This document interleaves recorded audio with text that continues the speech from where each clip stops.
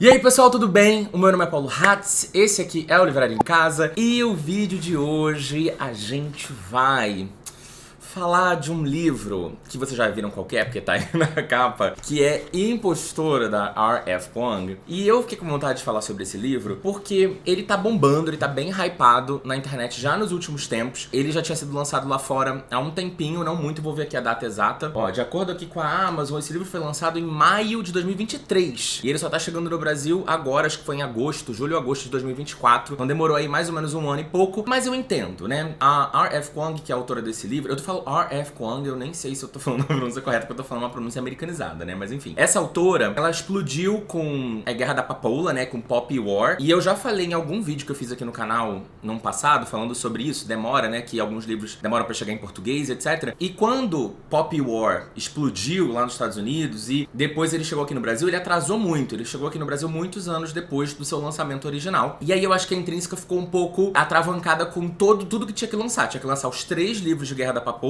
depois Babel, pra depois chegar Yellowface, que é Impostora, que é esse livro que a gente tá aqui na mão. Eu fui com esse livro com muita sede ao pote, porque os comentários na internet eram comentários muito positivos. Eu vi coisas como o livro da década, o livro do ano, tem até aqui o thriller mais comentado do momento. E eu só tinha visto comentários positivos, embora eu nem fiquei catando muito, tá? Mas eu tinha visto comentários muito positivos. E aí, o que aconteceu? Foi o livro do mês do meu clube de apoiadores, inclusive se você quiser participar. A gente tem uma leitura conjunta todo mês, além de filme que a gente vê juntos também. Tem grupo de Telegram, vê vídeo com antecedência, aquela coisa toda, sorteio e tal. E esse foi o livro escolhido no mês. E assim, é até difícil a gente pegar um livro tão no lançamento, porque eu tenho algumas regras, né? O livro precisa estar num preço melhor e tal. Mas a gente conseguiu fazer, né, encaixar. E aí, como eu disse aí no título do vídeo, eu estava amando muito. Mas, de repente, algo aconteceu que não me fez amar tanto. Quero deixar claro pra vocês o seguinte: eu vou precisar dividir esse vídeo em 2 partes, né? Não dividir em 2 partes, mas assim, fazer um momento sem spoiler e no final um momento com spoiler. Por quê? Porque o que me incomodou nesse livro acontece no final. É, tipo assim, o clímax do livro. É o momento de decisão. Então, eu vou precisar falar sobre isso, eu quero falar sobre isso com um pouco mais de detalhe, então vai ser um mega spoiler. Então a gente vai fazer a grande parte desse vídeo, a gente vai falar sobre o livro, sobre sinopse, sobre o que eu achei, sobre muitas discussões super pertinentes que esse livro traz. Tem muita coisa interessante pra gente falar sobre ele aqui. E aí no finalzinho eu aviso todo mundo, e aí quem não se importar com spoiler ou já tiver lido, ou enfim,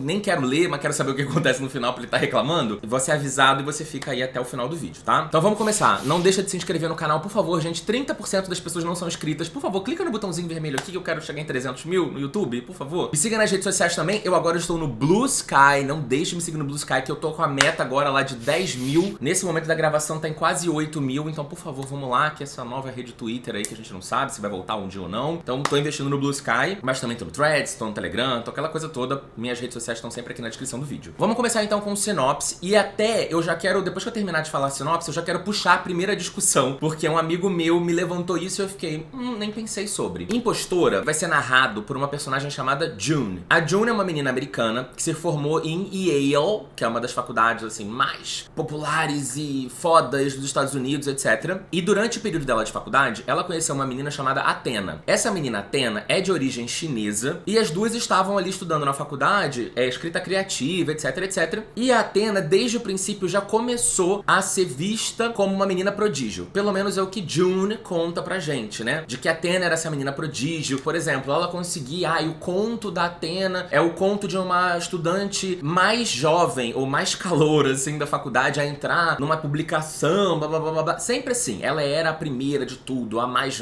a mais desejada e tal. E logo antes até dela se formar, ela já tinha um contrato com cifras acima de 6 dígitos. Acho isso um ponto importante pra gente falar também daqui a pouco, sobre um pouco da diferença do mercado literário americano pro nosso. E por conta disso, June, ela começou a se comparar muito com a amiga. E elas não eram muito amigas, na real, tá? Elas tinham uma relação ali de proximidade. Eu acho que a June também sentia que a Athena era aquela menina que vai se transformar numa pessoa muito foda, numa carreira muito incrível e tal. Então ela tava sempre ali próxima. Mas você percebe que tem um incômodo ali da June, que é a nossa narradora do livro. Até que efetivamente acontece um acidente e a Athena morre. E aí, June está presente no momento da morte de Athena. Ela vai e rouba um manuscrito de um livro livro que a Athena acabou de escrever, manuscrito mesmo, ela escreveu numa máquina de escrever, na real. Ela pega todos os papéis, pega esse livro inteiro, lê, acha ele muito bom e decide assumir aquele livro como dela. Por isso ela se torna uma impostora. E por aí vai, né? Coisas vão acontecendo, etc, etc. A gente vai acompanhar a carreira dela e tudo que vai acontecer ao longo do livro e daqui a pouco eu entro um pouco mais de detalhes, entre aspas, sem spoiler. E aí o primeiro ponto que eu quero trazer nesse vídeo já é a questão da sinopse. Eu dei pra vocês uma sinopse que é bem condizente com a sinopse do livro mesmo, mas quando você entra na Amazon, tem uma sinopse até bem grandinha. E aí essa sinopse fala: as escritoras June e Athena se formaram em Yale, publicaram seus romances de estreia na mesma época,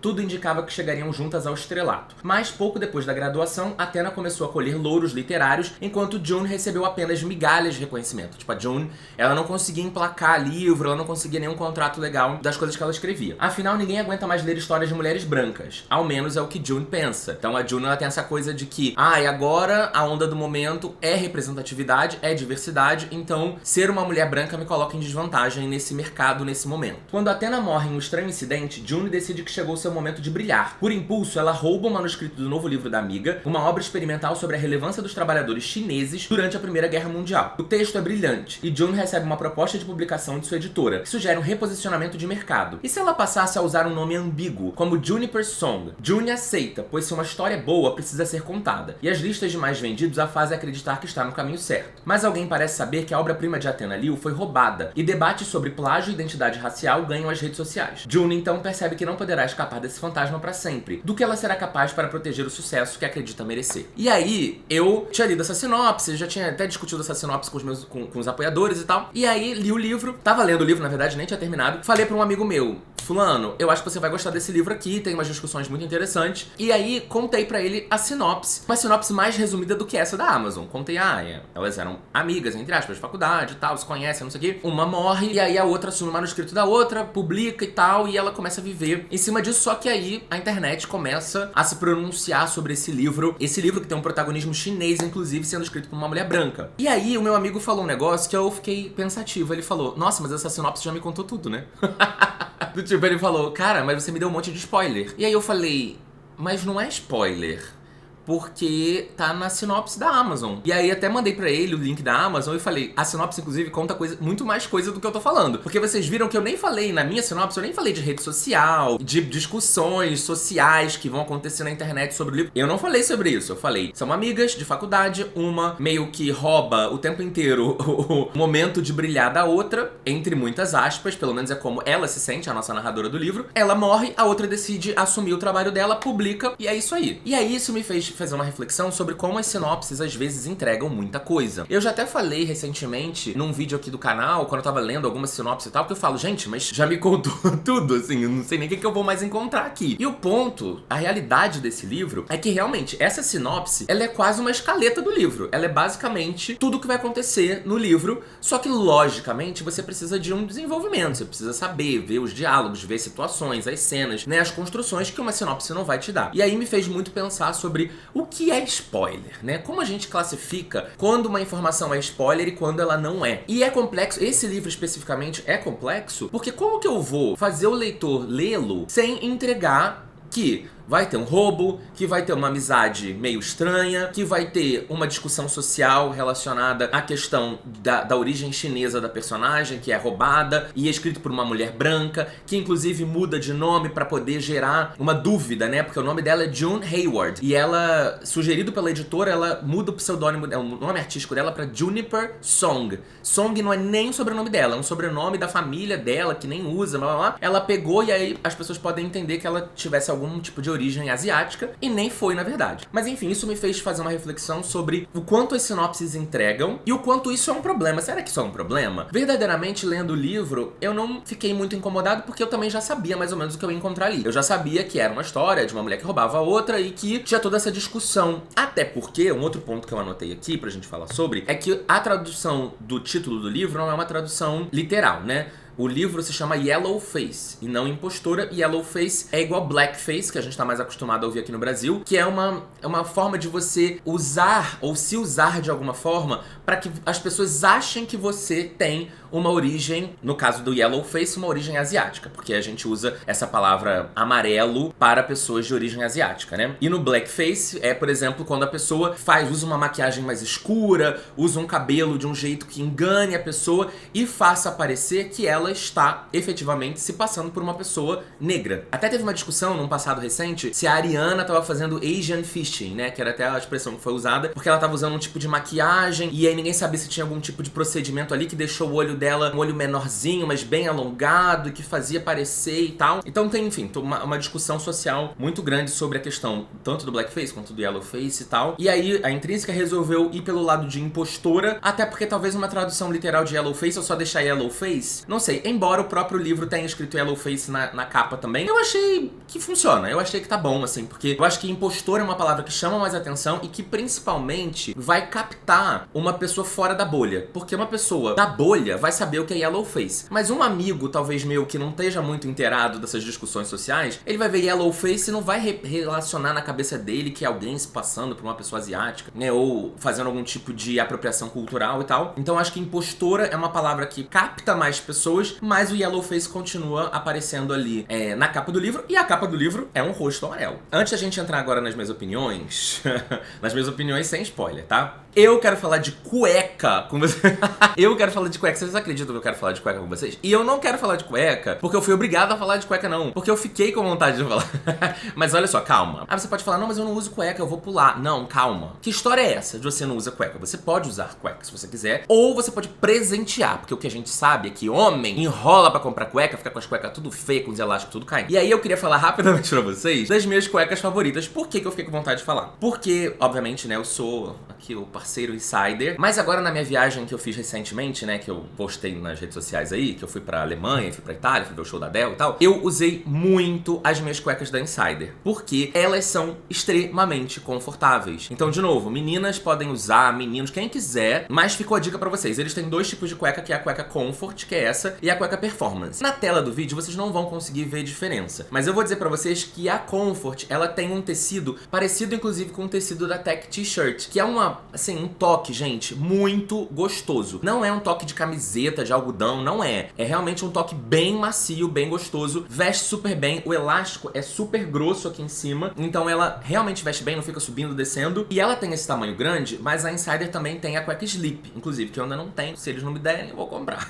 porque eu gosto de usar a cueca Slip também, principalmente no meu dia a dia, assim, final de semana e tal, mas durante a semana, pra academia, etc., eu gosto muito dessas cuecas, e principalmente a Performance, que essa outra cueca aqui também é shortinho, porque ela tem uma grande composição de poliamida, que é um nylon 6.6, faz com que ela seja ótima pra fazer corrida, caminhada, escada, bicicleta, porque ela realmente protege pra não ficar machucando. E assim, gente, real, eu sempre tive problema com isso, então eu guardo as minhas performances pra usar sempre que eu vou fazer esteira, principalmente, e agora, na viagem, eu usei muito, porque eu andava muito, né, a gente ficava andando pra cima e pra baixo, subindo escada de torre, etc, etc, em show, avião também, eu sempre prefiro, porque a gente anda muito em aeroporto, e aí dentro do avião também, né, você já tá todo desconfortável. Muito bom usar algo confortável e que não fique enrolando na sua perna e tal. Sério, gente, eu uso muito. Eu trouxe duas aqui, mas eu tenho muito mais, porque eles já me mandaram outras. Eu tô vendo aqui no site, por exemplo, que a Performance, que é essa que eu uso pra correr, ela vai do P até o XXGG.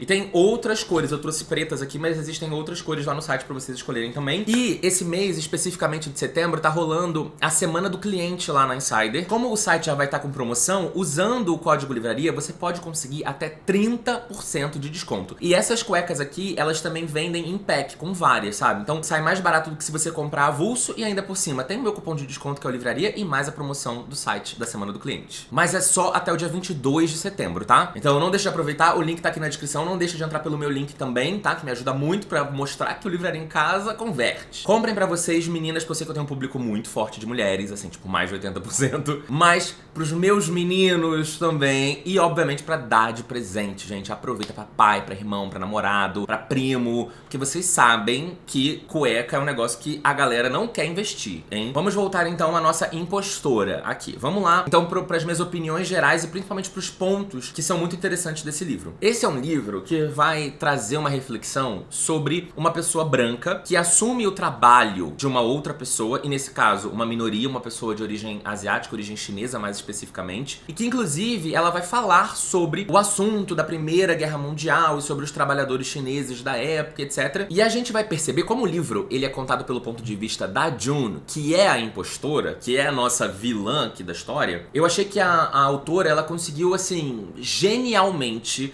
fazer com que as loucuras, né, os delírios, principalmente delírios racistas, vou lá, vou cortar a palavra-chave aqui pro YouTube não me gongar, mas vocês entenderam o que eu falei. Que esses delírios, que esses crimes, né, é muito importante a gente dizer também, eles sejam colocados de uma forma, diluídos no discurso dela, que faz a gente ver com muita propriedade como que as coisas são na vida real. Porque muitas vezes a gente constrói na nossa cabeça que as pessoas são inteiramente ruins, ou inteiramente boas, ou que uma pessoa que é racista é uma pessoa que tá sempre fazendo mal, é aquela pessoa maquiavélica, e muitas vezes não. Senhorita Bira fez uma reflexão que eu fiz com os apoiadores também na live que a gente discutiu, que, por exemplo, Bolsonaro, ele é um bom pai, até porque ele coloca os filhos dele acima de qualquer coisa. Então, pra alguém, ou pra muitas pessoas, ele é um cara exemplar, um cara ótimo. Mas pra muitas outras pessoas, ele tem um monte de defeitos, né? Então, o que é interessante desse livro é que ela consegue construir a personagem de uma forma que, se você não prestar atenção e não se policiar, você cai na lábia dela. Porque ela faz parecer que a verdade é uma coisa que ela realmente vai trabalhando e moldando pra te iludir mesmo. Por exemplo, né? Ela pega o texto inicial da Athena e ela acha maravilhoso. Aí ela começa a mudar algumas coisas porque ela acha importante, reescrever algumas coisas e tal, trocar algumas coisas que ela acha mais importante. E aí daqui a pouco ela já tá achando que o trabalho inicial era uma bosta, que o trabalho dela era excelente. E assim ela se convence de que ela tá fazendo um trabalho digno de vender e ganhar dinheiro, etc. Porque ela colocou o dedo dela ali, ela mudou algumas coisas ou várias coisas, então ela acha que tudo certo, ela merece o sucesso,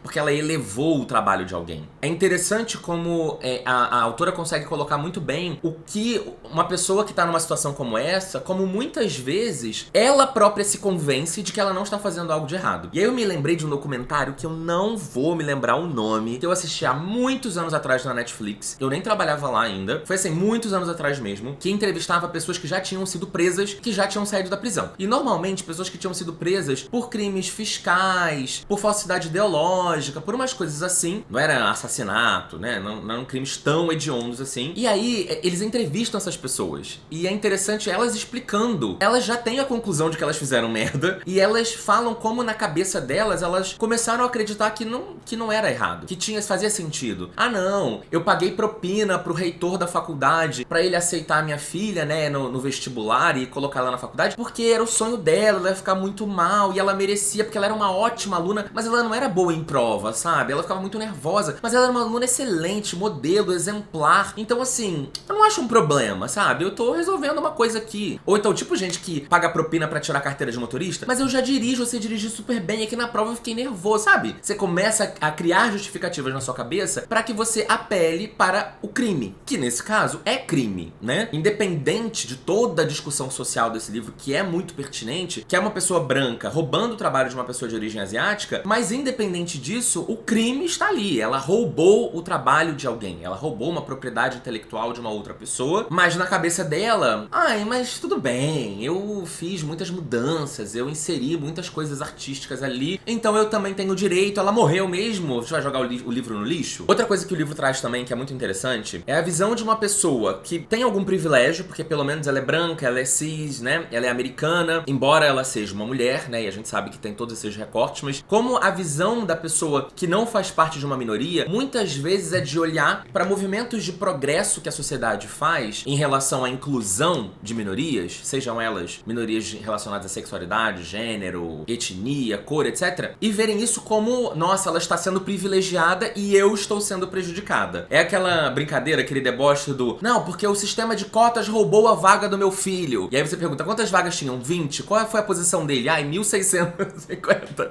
Tipo, não, gato, não foram as cotas que roubaram as vagas do seu filho. Foi ele mesmo. Mas é interessante ver como, às vezes, o discurso tem esse discurso que eu já ouvi. Inclusive, eu já ouvi esse discurso na comunidade literária. E quem talvez estiver me acompanhando aqui há mais tempo, já tenha visto lives, etc., eu já tenha comentado essa situação de quando, principalmente ali no momento de 2015, 2016, que houve um hype, né? Houve um boom de literatura jovem, com diversidade, principalmente em relação à orientação sexual. Então, muitos livros com personagens gays, bissexuais, lésbicas e tal, até trans, a gente viu muitos acontecendo ali em 2015, 16, 17, né? Com Aristóteles e Dante, com Amor Simon, que era Simon versus a Jane Homo Sapiens, depois Conectadas, da Clara Alves e tal. E a gente viu que tinha um mercado muito interessante de outros jovens que ou tinham curiosidade sobre essas questões de orientação sexual, ou eram, né, pessoas da comunidade LGBTQIAPN+, e começou um discursinho, um zoom de ai, modinha, porque as editoras estão publicando esses livros com autores e personagens diversos porque elas querem se aproveitar comercialmente desse hype, etc, etc. Está errada essa frase? Não, não está, tá?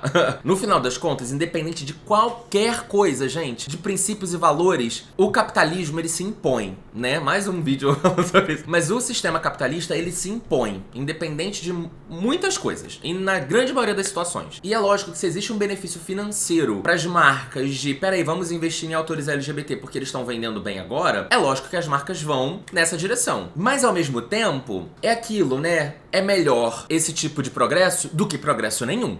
Concorda? É melhor que as marcas ganhem dinheiro e vejam que isso é lucrativo e incluam mais autores, incluam mais narrativas desse tipo, e o mercado cada vez mais se torne rico e diverso e efetivamente essa galera ganhe dinheiro também, do que ninguém ganhar dinheiro. Esses autores também são autores marginalizados muitas vezes. Então é lógico que seria um mundo ideal em que esses aspectos financeiros não fossem decisivos, mas a gente precisa lidar com a realidade, né? E eles são decisivos. Mas é interessante ver que para algumas pessoas, e principalmente para pessoas, olha, vou com a minha varinha, e principalmente para pessoas que não fazem parte de tantas minorias, qualquer tipo de privilégio, que não é privilégio, qualquer tipo de equidade que a gente proponha, né, que a gente consiga colocar em prática, em relação à orientação sexual, gênero, para eles nossa, mas aí está tirando o espaço de uma outra pessoa que escreve maravilhosamente bem, mas escreveu um livro de romance entre duas pessoas brancas, um homem e uma mulher, de classe média alta em São Paulo.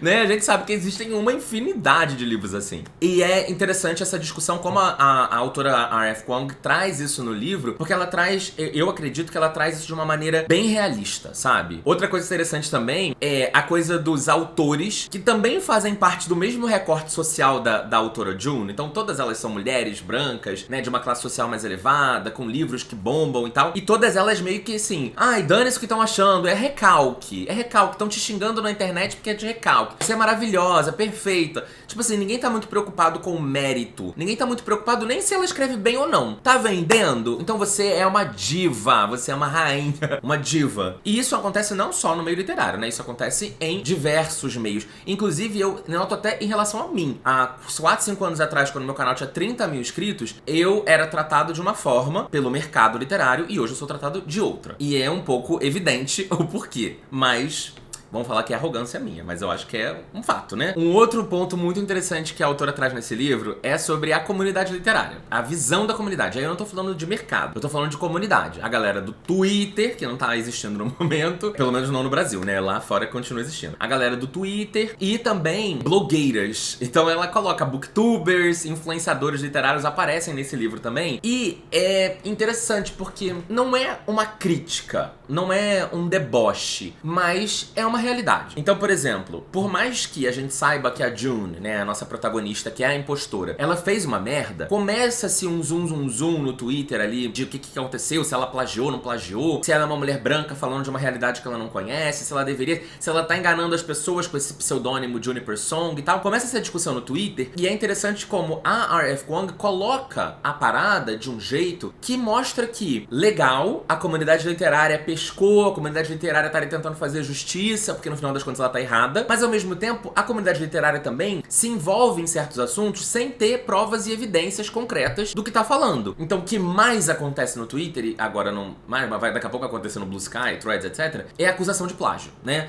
As pessoas falam abertamente de plágio o tempo inteiro sem a menor prova, sem a menor forma de provar. Até um dia que um autor botar a pessoa na justiça e ela sentar na frente de um juiz, vai acontecer dessa forma, né? Mas tudo bem, você entra advogado, e ter que explicar por que o livro é plágio ou não, né? E o assunto plágio é sempre um assunto muito delicado, porque a gente sabe que a justiça é muito complicada de dar causa ganha, a gente sabe que é muito complicado a justiça determinar fielmente se foi plágio ou não foi, então é sempre um assunto meio cinza ali, né? Mas foi interessante a forma que ela construiu essa comunidade, porque é isso, é uma comunidade sagaz, perspicaz, participativa, ativa, mas também é uma comunidade violenta, agressiva e que acusa todo mundo sem nem ter prova, porque as pessoas não tinham prova, né, de que ela tinha plagiado mesmo ou não. Existiam evidências de porque, a Atena também escrevia palavras assim, enfim. E ela coloca os influenciadores literários quase como se numa vibe meio os chatinhos.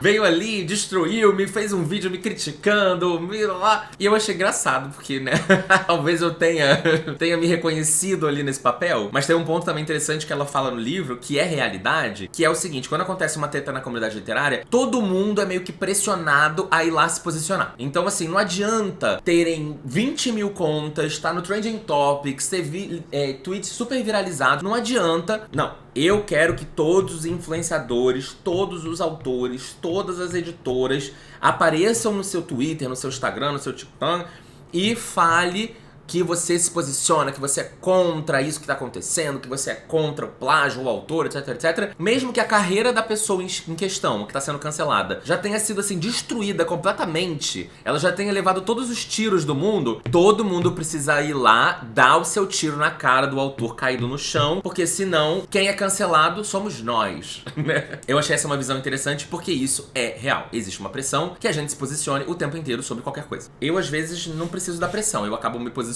sem ninguém ter pressionado.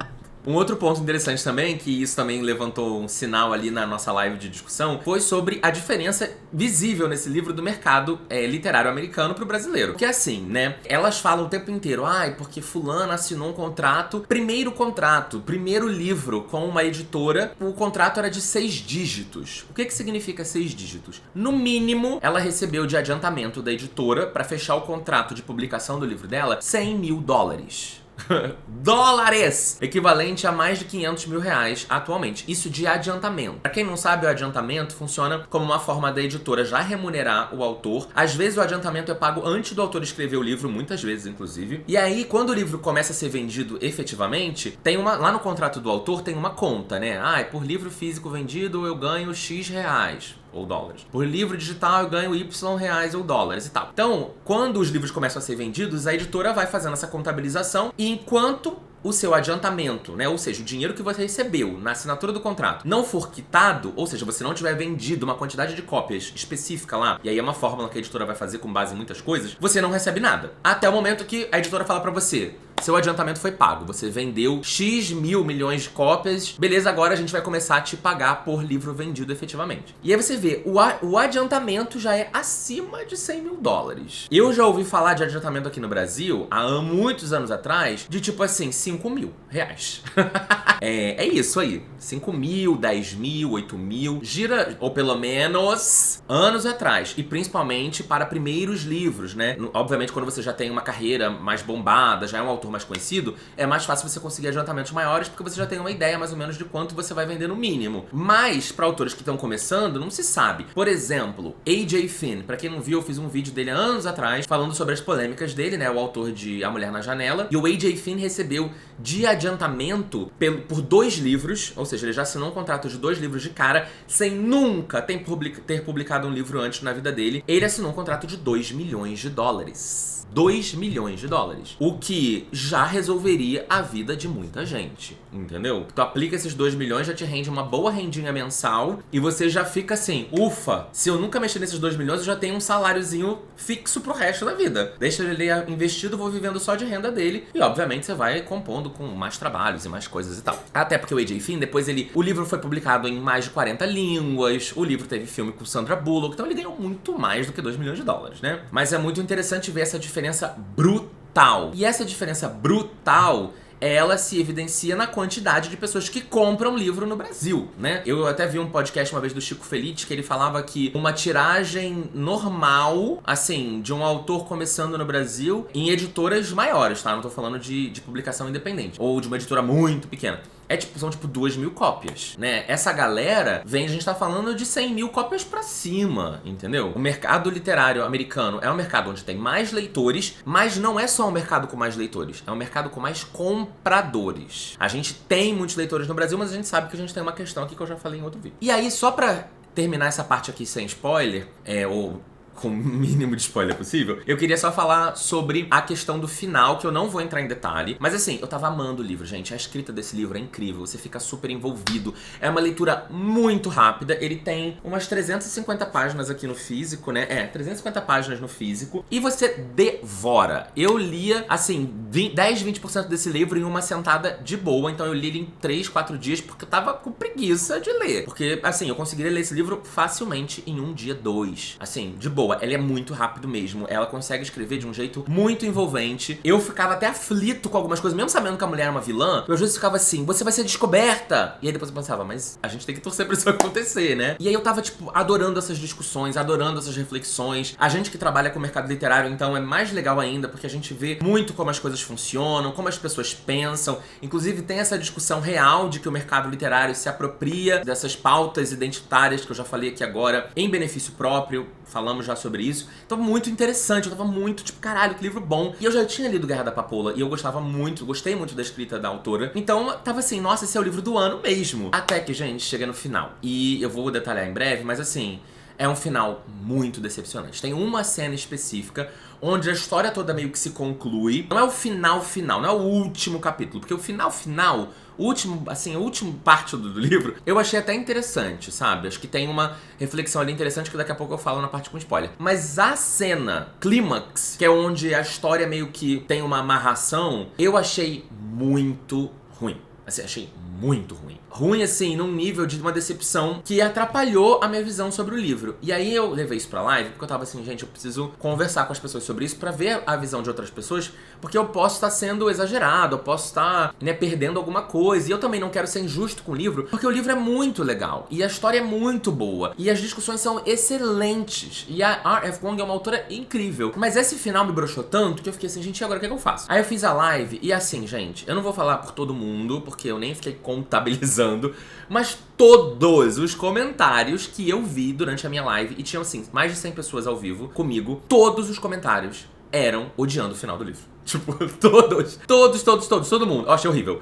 Me brochei. Péssimo. Tirei 1 estrela. Tirei 2 estrelas. Tirei 2 estrelas e meia. Eu falei, gente, pelo amor de Deus, calma, peraí. Então, eu quis fazer essa discussão inicial, porque primeiro que é um livro que mostra uma realidade que eu não tenho, né? Primeiro, eu não sou um autor, eu não sou uma mulher chinesa, eu não sou uma mulher, então eu quis ter essa live, principalmente, obviamente eu quis ter porque é uma obrigação também, né? Faz parte do clube do livro com os meus apoiadores. Mas assim, eu achei interessante gravar esse vídeo só depois de fazer a live, porque eu queria pegar outros pontos de vista, outras opiniões, outras vivências e falar assim, gente, eu tô exagerando, porque, de novo, a minha discussão em relação ao livro não tem nada a ver com a pauta racial, não tem nada a ver com a discussão sobre o mercado literário, são discussões super válidas, importantíssimas, muito legais. Mas é uma questão de construção. A cena é mal construída. E não só a cena, eu acho que aquela cena não deveria existir, deveria ter sido uma outra coisa. E aí, assim, nem eu tenho uma fórmula exata do que deveria ser. Mas eu só sei que daquele jeito me pareceu preguiçoso, sabe? Parece que você escreveu, assim, um rascunho e falou, e depois eu penso numa ideia melhor. E aí você não conseguiu pensar numa ideia melhor, e aí, tipo, então publica desse jeito mesmo.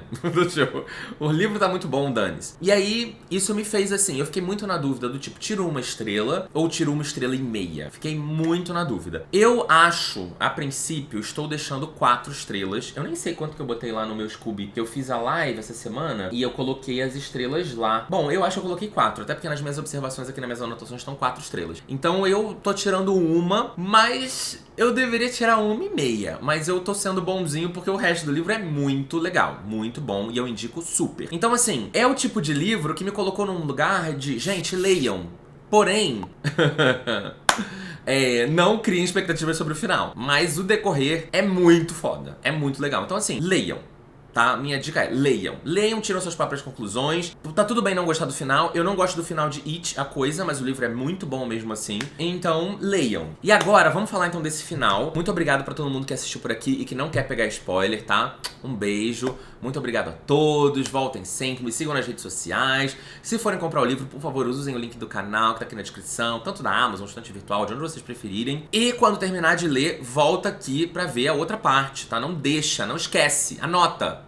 Pra você, bota um post-it no livro assim, acabou o livro, vou ir lá assistir o final do vídeo do Paulo Hatz. Então é isso, tá? Já me despedi de todo mundo, já dei bastante tempo. Vamos pro spoiler. Então, vamos pro spoiler. Bom, o que acontece no final do livro? Ela tá muito desesperada ali, né? Porque as pessoas já sacaram que ela plagiou o livro. Tipo assim, as pessoas sacaram no sentido de pegaram diversas evidências. Porque o primeiro livro, que é o livro que ela rouba o manuscrito, a galera ficou nessa coisa de tem muitas construções aqui de texto que é muito parecida com a da Athena, a menina chinesa que morreu. Então, tipo, ela usa muito essa palavra, que ela também usa, aquela coisa toda. Além disso, a própria June, que é a personagem principal, ela em um determinado momento encontra o ex-namorado da Athena e o ex-namorado diz que sabia do livro, porque a Athena disse que estava escrevendo um livro sobre os trabalhadores chineses da Primeira Guerra Mundial, etc. Então ele sabia que ela estava trabalhando num livro com uma sinopse muito similar com o livro que a June publicou. Mas essa cena, inclusive, já é bem ruim. Esse cara tá como um fake na internet, aí ela descobre o IP dele, descobre que é de uma cidade específica que ela sabe que é do ex-namorado da Athena. Ela chama o cara num bar pra eles conversarem, eles se encontram nesse bar, lanchonete, sei lá. Ela bota ele na parede e aí ela acaba assumindo. Aí ela fala, copiei mesmo, roubei e tal, não sei o quê. E aí ele fala, eu sabia que você tinha roubado e tal. E aí ela fala pra ele, o que você quer então de mim? E aí ele pede dinheiro pra ela. Só que ela tava gravando tudo, a conversa, ela gravou a conversa. E aí ela fala, eu não vou te dar dinheiro nenhum, eu não roubei nada, eu só te joguei aqui nessa armadilha e você está me pedindo dinheiro. Então no final das contas você está tentando me chantagear, então eu vou divulgar pra todo mundo que você tá me chantageando. Aí ele fica desesperado e apaga a conta lá de fake que tava, né, falando que ela tinha roubado o livro. E o assunto meio que morre, mas ainda fica aquela coisa ali, né, no imaginário coletivo. Esse livro aqui talvez seja um plágio. Até que ela decide escrever um conto. E ela também não tinha ideia do que escrever no conto, e aí ela pega uns papéis que ela roubou lá da mesa da Athena no dia da morte, e ela vê um parágrafo. Ela lê um parágrafo só, e ela fala, adorei esse parágrafo, vou continuar a história a partir desse parágrafo, e vou escrever um conto sobre uma mãe bruxa e tal, não sei o quê. Ela escreve, publica, todo mundo ama e tal, só que aí a galera da internet mais doida, porque sempre tem, lembra que esse parágrafo, na verdade, foi escrito pela Athena num workshop, numa aula, num seminário, sei lá. E algumas pessoas que estavam nesse seminário no dia falam, eu me lembro desse parágrafo, foi a Athena que escreveu nesse dia dessa aula. E aí todo mundo fala, ela roubou mesmo. E aí como todo mundo acredita que o parágrafo foi mesmo roubado, volta a discussão sobre o livro que ela publicou e fala, bom, se ela roubou o parágrafo, ela roubou o livro anterior também. Então ela é uma ladra, aí a carreira dela começa a se gongar, aquela coisa toda. E aí surge uma fake. Na verdade, surge a conta da Athena, que morreu, volta a postar fotos no Instagram, começa a postar fotos no Instagram, e são montagens da Athena segurando o livro que a impostora publicou, que na verdade é o livro da própria Athena, né? E postar umas coisas bem sugestivas e mandar umas mensagens bem sugestivas. Bom, no final das contas, depois de mim, ela fica muito assim, tipo, desesperada, porque ela passa o livro inteiro desesperada da mentira dela ser descoberta, né? Então ela passa o livro inteiro nervosa, até que chega nesse final, ela tá muito desesperada, e aí essa menina que aparece, que se dizendo que é a Athena, ela fala, meu Deus, será que a Athena não morreu? Será que ela viu a Athena morrer? Ela viu a Athena morrer. E ela começa a delirar na cabeça dela de que a Athena talvez esteja viva, e aí ela entra em contato com a Athena do Instagram e fala, o que você quer? E aí a Athena do Instagram chama ela num encontro, igual ela fez com o ex-namorado da Athena. Essa fake da Athena chama ela no encontro, num lugar ermo lá no meio da rua. Ela vai, chega lá, e aí começa uma voz da Athena, que eu acho que, entendo eu, que tenha sido inteligência artificial, começa a tocar essa voz num lugar escuro e ela fica, Athena, onde você está? E a Athena fica falando pra ela do tipo, ai, me conta, você roubou o meu livro, você roubou. E aí ela começa a confessar, ai, eu roubei, mas eu me arrependo, eu não queria, Athena, onde você está? Eu me arrependo, eu vou contar pra todo mundo, eu vou devolver o dinheiro, eu vou dar o dinheiro pra sua mãe, Athena, por favor. Aí nisso, chega uma mulher que trabalhava na editora, que elas tiveram um problema lá atrás, no começo do livro, e essa mulher foi demitida por causa da treta que elas tiveram juntas na editora, era assistente editorial da editora, e ela tava gravando toda a confissão dela, e ela fala, eu gravei você falando que o livro não é seu mesmo, que você copiou e tal. Gente, sério, assim, é ruim num nível que eu não quero ser escroto com a autora, porque eu amo a autora. Eu amei o livro, assim, num geral, né?